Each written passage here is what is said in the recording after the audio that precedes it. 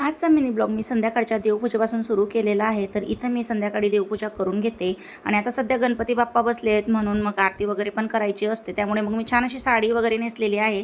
तर पहिले मी देवपूजा करून घेते आणि त्यानंतर मग मी गणपती बाप्पांची आरती करणार आहे. आणि संध्याकाळच्या आरतीला ना भाऊजी घरी नसतात म्हणून मग मुलं आणि आम्ही तिघंजण आरती करून घेतो. तर इथं हे बघा माझी देवपूजा झालेली आहे. तुळशीसाठी देखील मी इथं दिवा लावून घेतलेला आहे.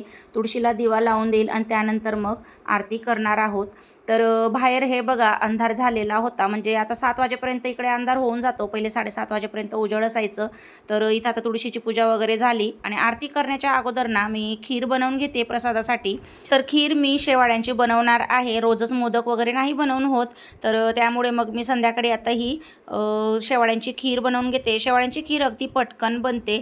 तर हे बघा मी थोडं तूप घातलेलं आहे कढईमध्ये. त्यानंतर जे ड्रायफ्रूट्स मला टाकायचे होते त्याच्यात ते मी थोडे परतून घेते. फक्त त्याच्यामध्ये किशमिश मी काही परतत नाही. किशमिश नंतर टाकते कारण ते जर परतले ना असे म्हणजे वेगळे होऊन जातात. आणि शेवाळ्या पण ना मी भाजलेल्या आणलेल्या आहेत, पण तरी देखील मी तुपामध्ये थोड्याफार भाजून घेते म्हणजे परतून घेते. आणि दूध वगैरे टाकून साखर वगैरे टाकून विलायची पावडर वगैरे टाकून छान अशी खीर रेडी झालेली आहे. त्यानंतर मी इकडे आलेली आहे गणपती बाप्पांच्या रूममध्ये. इथं मी आता आरती करून घेणार आहे.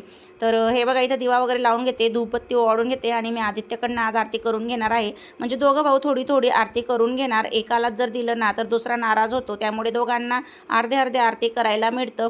तर हे बघा आरती वगैरे झाली. दोघांनी इथं नमस्कार केला गणपती बाप्पांना.